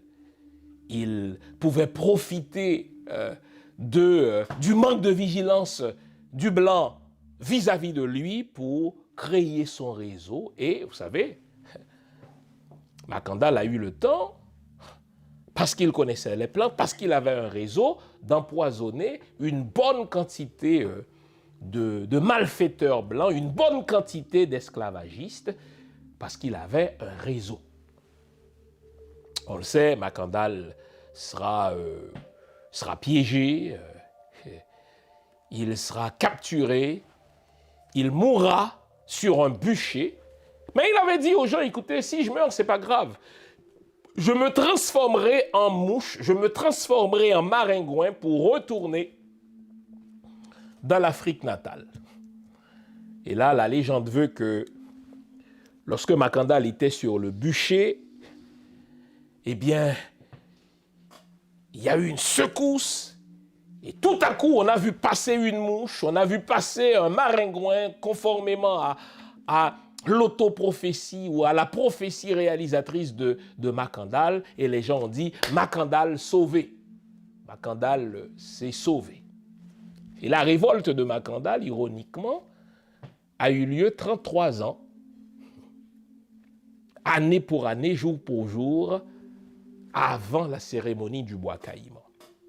33 ans, puisque la cérémonie du bois caïman a eu lieu 33 ans après la révolte de Macandal, les Toussaint Louverture étaient déjà nés. Toussaint Louverture, selon son propre reportage, a dit qu'il avait autour de 50 ans lorsque la révolte, lorsque le congrès du bois caïman a eu lieu. Donc, puisqu'il a eu environ 50 ans lors du congrès du bois caïman et que la révolte de Macandal a eu lieu 33 ans avant le bois caïman, donc Toussaint Louverture était à la fin de son adolescence, donc il pouvait comprendre ce qui se passait 33 ans avant, tandis qu'il avait 17 ans. Et la captivité, l'assassinat de Macandal, loin de décourager les autres cochers, va leur enseigner comment raffiner leurs préparatifs afin de réussir cette deuxième révolte qui va débuter à Bois Caïman. Bois Caïman, c'est un site qui se trouve dans le nord d'Haïti et comme je vous ai dit, dans l'habitation normande Mézy, à peu près l'habitation dans la même ère où Macandal a travaillé avant de devenir cocher. Et ce qu'on découvre sur le congrès de Bois Caïman, c'est que les cochers qui l'ont préparé y ont travaillé pendant plusieurs années. J'ai dit les cochers qui y ont travaillé, parce que le cocher m'intéresse, parce qu'en tant que privilégié, c'est un exemple, c'est une illustration d'une élite organique plutôt qu'une élite traditionnelle. Vous savez, à Bois Caïman, au congrès de Bois Caïman, on retrouve des hommes et des femmes. Je vais parler des femmes, mais intéressons-nous aux femmes. Aux hommes d'abord. On retrouve Duty Boukman, qui est le co-leader de ce congrès avec Cécile Fatiman, qu'on va appeler Fatima. On retrouve aussi Jean-François, lui aussi coché. On retrouve Georges Biassou, lui aussi coché. On appelle Georges Biassou Zamba Biassou aussi. Et on retrouve un autre cocher, Toussaint Louverture. Imaginez ces divers cochers, parce qu'ils conduisent le carrosse de leur maître, ils conduisent la charrette de leur maître, ils conduisent la voiture de leur maître. Donc, pendant plusieurs années, ils ont sillonné toute la colonie, ils ont établi, n'est-ce pas, un réseau d'informateurs et d'informations. Et ce qu'on sait, c'est que le congrès de Bois-Caïman a été préparé pendant plusieurs années. Souvent, nous, et c'est ce que nous laisse croire le petit manuel de Dorsainville, le petit manuel d'histoire de Dorsainville qu'on a eu à l'école primaire et même certains profs d'histoire qu'on a eu au primaire ou au secondaire, on ne peut pas leur demander d'être des experts dans cette affaire-là, nous ont laissé croire que Bois-Caïman a été quasiment une affaire spontanée là qu'on a préparée pendant 2 ou 3 jours et puis bang, ça a donné lieu 8 jours plus tard à une révolte, bang, non, pas du tout. Ce qu'on sait, quand je consulte les archives, je vous ai dit que je travaille en ce moment sur Toussaint Louverture, on découvre que ces cochers-là, dont je vous ai cité les noms, n'est-ce pas, ont préparé de longue main le congrès de Bois-Caïman. Ils ont choisi le lieu, ils ont choisi le jour en fonction de l'éclairage, en fonction de leurs connaissances mystiques aussi. Et à ce congrès de Bois-Caïman, il y a eu plus d'une centaine de représentants de plus d'une centaine d'habitations, seulement dans le Nord. Et là, je ne parle pas des représentants qui arrivaient d'autres plantations dans les autres provinces. Imaginez la province de l'Ouest, imaginez les provinces du Sud, imaginez l'autre partie de la colonie, l'Est, qui va, comme on le sait aujourd'hui, reconnu comme la République dominicaine.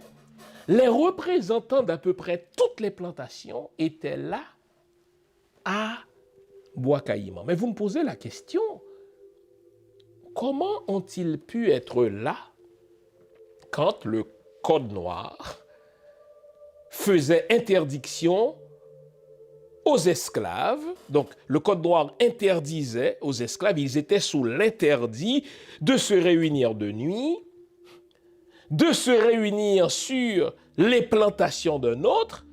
Et même s'ils ont pu le faire de nuit, comment ont-ils pu échapper à la vigilance de leur maître? Imaginez quelqu'un qui vient par exemple de la province de l'Ouest.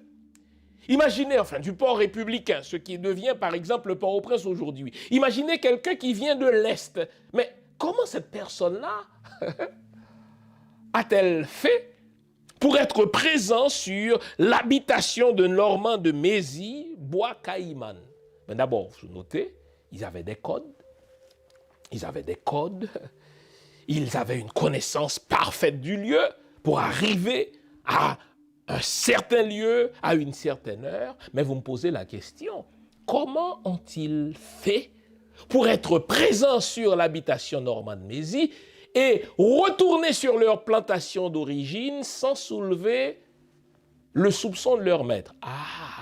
C'est là où la mystique noire va être importante. Je vous ai déjà parlé de ce livre de mon ami que j'ai préfacé, Fouchard Justinville, qui parle des sociétés secrètes en Haïti, de l'imaginaire au réel. Et regardez le sous-titre, « Une analyse du rôle des sociétés secrètes dans l'indépendance et la vie sociopolitique contemporaine d'Haïti ». C'est un petit bijou de livre dont je vous recommande la lecture. Eh bien, grâce à Fouchard Justinville, j'apprends à nouveau que beaucoup de cochers avaient une connaissance mystique qu'ils importaient de l'Afrique, connaissance mystique, et là je vais vous regarder dans les yeux pour vous le dire, parce que c'est parce que l'école vous apprend que vous devez, personne ne peut voyager à une vitesse plus rapide que la vitesse de la lumière, c'est ce que Einstein nous apprend, c'est de la foutaise tout cela. L'école nous apprend que si je dois, par exemple, j'enregistre dans un studio à Montréal, si je dois me rendre, n'est-ce pas, aux États-Unis, je dois le faire soit par air en avion, soit par mer en bateau, soit, n'est-ce pas, par terre en voiture. Et je ne serais pas assez fou pour m'imaginer que je peux me rendre, n'est-ce pas, à New York à pied. Je serais mort avant. Eh bien, vous savez quoi? La science africaine, j'appelle ça une science africaine, nous apprend que nous pouvons aussi voyager hors du corps. C'est ce qu'on appelle la téléportation. On peut voyager en esprit. Oui, je vous regarde dans les yeux. Moi, le docteur, moi, le PhD, là, d'accord? Moi, le graduate de McGill. Vous savez, toutes ces choses-là ont leurs limites. Hein? Vous savez, McGill a plein de choses qu'elle n'enseigne pas parce que McGill ne sait pas tout. Un jury de formé de PhD est formé, n'est-ce pas, de connaissances occidentales très limitées. Mais nous, les afro-descendants, nous savons qu'il existe une autre sorte de science. La science mystique, et je dis bien c'est une science.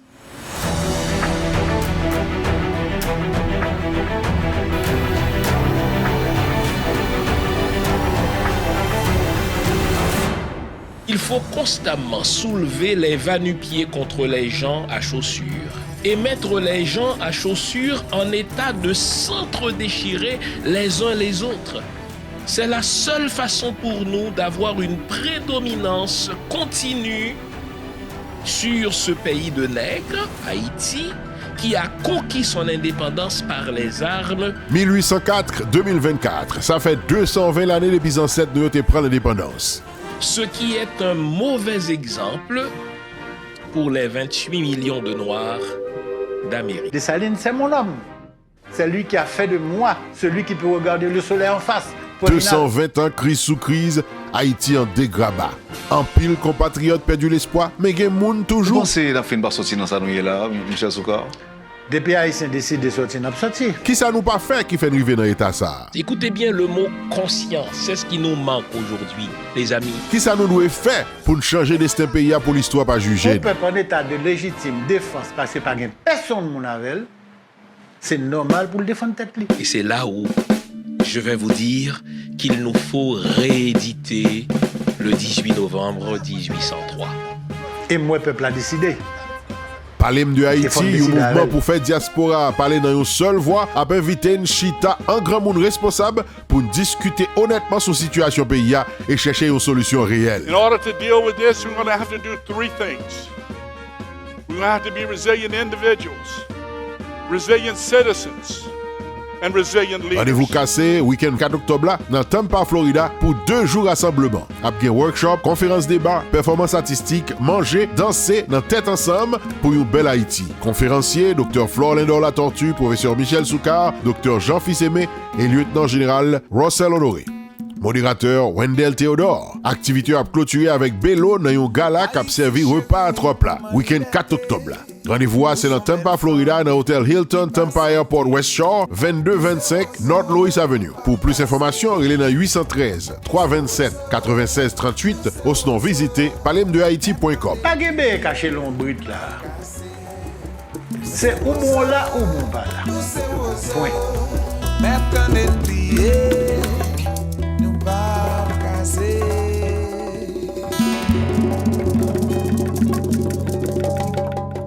J'aime à dire que la mystique, c'est une science que la science n'a pas encore découverte. Et ce que la mystique afro, la mystique africaine, la mystique nègre, qu'on appelle génériquement la mystique vaudou, ce que cette mystique nous apprend, et je vous ai dit c'est une science, c'est qu'on peut voyager hors du corps. Le voyage dans l'esprit. Et donc, beaucoup de cochers qui ont représenté d'autres plantations à ce congrès à Bois-Caïman le 14 août, ils l'ont fait hors du corps. Ils ont voyagé en esprit, ils ont pu participer à cette rencontre physiquement, et là, ils se sont téléportés dans leur plantation d'origine pour ne pas susciter la méfiance du maître. Ah ouais, mais voilà, Fils-Aimé parle de téléportation, je n'y crois pas. Je ne vous demande pas de croire. Moi, je vous ai dit que je sais que la téléportation existe, pour avoir vu mon père la pratiquer. Je sais que la téléportation existe, pour en parler à d'autres gens qui pratiquent cette science-là. Donc non seulement ils ont pu se réunir à temps au cours de la nuit à ce congrès à Bois-Caïman. Ce congrès s'est préparé pendant plusieurs années et à ce congrès ont été représentées à peu près toutes les grandes plantations de la colonie. Et ils ont décidé à ce congrès qu'ils en finiraient avec l'esclavage. Moi, c'est cette prise de conscience-là qui me fascine. Malgré tout l'appareillage du maître esclavagiste, l'appareillage idéologique, religieux, l'appareillage idéologique pseudo-scientifique, l'appareillage militaire, la gendarmerie, la maréchaussée, les policiers, les chiens renifleurs qui pourchassaient les esclaves, qui se révoltaient contre l'esclavage, les leaders des Noirs se sont réunis à ce congrès politico-spirituel de Bois-Caïman pour dire nous allons en finir avec l'esclavage. Quoi qu'il nous en coûte, nous ne retournerons plus sur les plantations comme esclaves. Et c'est intéressant. Ce congrès a eu lieu le 14 août 1791 et jamais les esclaves ne retourneront sur les plantations comme esclaves. Ils vont retourner sur les plantations à titre de travailleurs. Vous savez, ils vont signer à certains moments des contrats de travail avec leur maître. Il y avait, n'est-ce pas, ce contrat de travail, divers contrats de travail qui ont été conçus par Sontonax, par Hérouville, n'est-ce pas, plus tard, et Douville, pardon, comme agent du directoire, mais jamais depuis 1791, les esclaves vont accepter de retourner sur les plantations comme esclaves parce qu'ils ont dit non. À ce congrès de Bois-Caïman,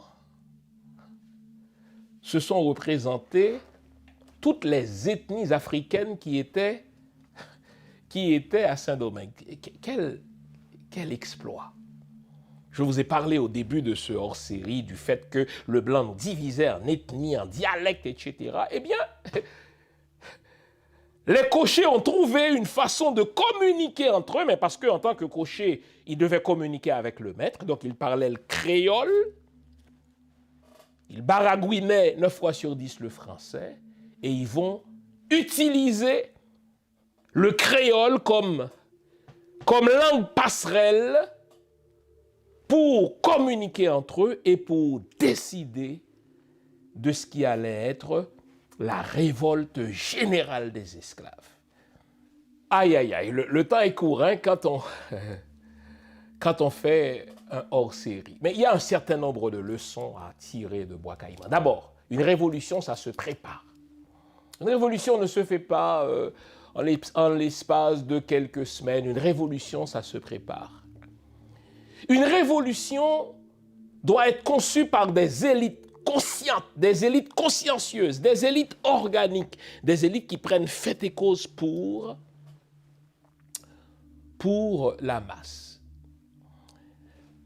Bois-Caïman, le congrès politique et spirituel de Bois-Caïman. Politique parce que ils allaient changer le système politique, spirituel parce que nos ancêtres se sont réunis en se servant de leurs connaissances mystiques. Les fameuses sociétés secrètes étaient mises à contribution lors du congrès pour les renseignements, pour les voyages hors du corps, pour neutraliser l'ennemi, pour les tuer aussi. C'est aussi le rôle des sociétés secrètes, d'où ma recommandation du livre de Fouchard-Justinville. Et 7 jours plus tard, nos ancêtres ont dit « basta l'esclavage, on ne retournera plus sur les plantations comme esclaves ». Et qu'est-ce que ça montre? Ça montre que les Blancs ne sont pas invincibles. Et ça, c'est une leçon importante pour nous. Donc, ce que le congrès politico-spirituel du Bois-Caïman prouve, c'est que les Blancs ne sont pas invincibles.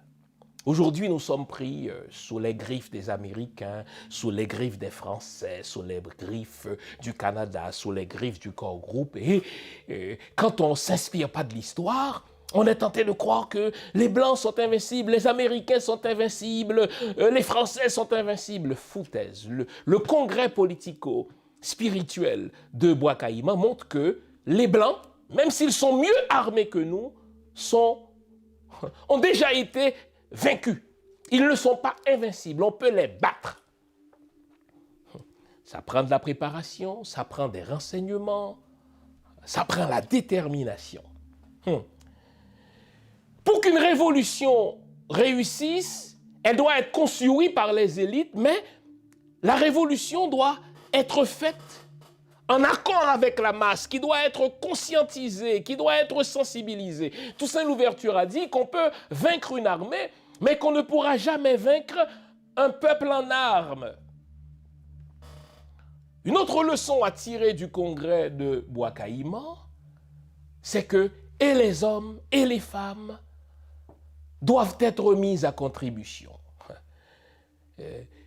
Tous doivent être inclus dans ce combat. Je vous ai dit qu'à Bois-Caïman étaient représentées les diverses ethnies africaines présentes sur la colonie. Ces ethnies dépêchaient leurs représentants. Pour réussir une révolution, nous ne devons pas seulement utiliser les armes de l'ennemi, ce que les cochers ont fait. Ils ont pris les fusils aux ennemis, mais nous devons surtout utiliser notre mystique à nous, d'où l'utilisation, si vous voulez, l'utilité des sociétés secrètes. Il y en a encore aujourd'hui. Elles sont en dormance. Nous devons les réactiver. Et pour préparer une révolution, nous devons faire une offre fédératrice à la population. Quelle était l'offre de nos ancêtres à Bois-Caïman? Jamais plus d'esclavage. Nous allons créer une société égalitaire. Nous allons créer une société libre où tous et toutes vont pouvoir vivre sur la base de leur mérite sans tenir compte de l'accident épidermique. Et ça va être ça le motto, la motivation de Toussaint Louverture dans son projet de société. Nous allons créer une société libre, égalitaire et méritocratique. Toussaint Louverture n'est pas un mangeur de blanc. Toussaint Louverture n'est pas un raciste au sens où on parle aujourd'hui de racisme à rebours, puisqu'il a subi du racisme. Il déteste les blancs. Non, Toussaint Louverture avait autant de blancs dans son entourage qu'il pouvait faire appel aux noirs. Ce n'était pas ça qui motivait Toussaint Louverture. Ce n'était pas ça qui motivait nos ancêtres non plus. Ils voulaient une société libre, une société égalitaire, une société méritocratique, c'est-à-dire basée sur le mérite. Et ils étaient à ce point organisés, ils étaient à ce point déterminés, ils étaient à ce point solidaires que ce qui a débuté le 14 août 1791, qui va éclater le 21 août 1791 en une révolution, une révolte généralisée, on fout le feu dans toutes les plantations, car il fallait faire mal à l'esclavagiste dans ce qui compte pour lui. Qu'est-ce qui compte pour l'esclavagiste, n'est-ce pas? Eh bien, c'est sa plantation. On y met le feu. Et donc, ce qui allait démarrer le 14 août, qui va aboutir le 1er janvier 1804, l'était en raison de tous ces éléments-là.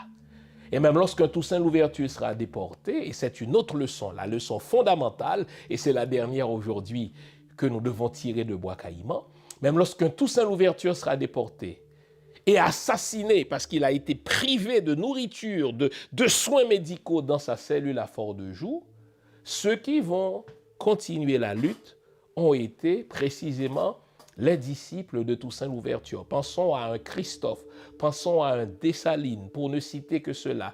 Pensons à un Capois. Tous ceux-là ont été des soldats qui ont travaillé dans l'armée de Toussaint Louverture. De même, lorsqu'on a capturé Boukman, le co-leader de Bois-Caïman, et qu'on l'a décapité, le mouvement n'a pas cessé pour autant parce que Bois-Caïman a été préparé pas par un homme, même si un homme en a été le leader, à la mort, que dis-je, à l'assassinat de Bois-Caïman, les autres, Jean-François, Zamba Biassou, Cécile Fantiman et Toussaint Louverture vont être prêts à poursuivre le combat, car qu'un homme tombe ne signifie pas la fin de la lutte.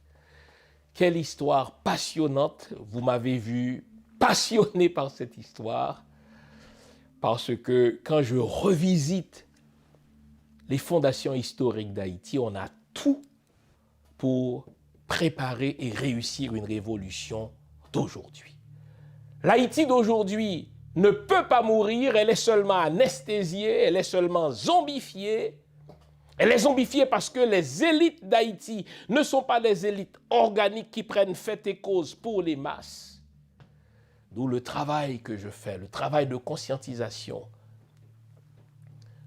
pour qu'il y ait une préparation, pour qu'il y ait une véritable combite dans le langage haïtien et qu'on détruise le système qui nous garde sous l'emprise de la communauté internationale et qu'on recrée dans d'autres conditions une révolution pour créer un pays libre, un pays prospère, un pays où tous les enfants d'Haïti, tous les hommes et femmes de bonne volonté pourront vivre fièrement et dignement. Merci de votre attention. On garde le moral car tant que va le moral, tout va. On se retrouve une prochaine fois pour un autre hors-série. Likez, partagez l'émission, abonnez-vous si ce n'est encore fait. Au revoir.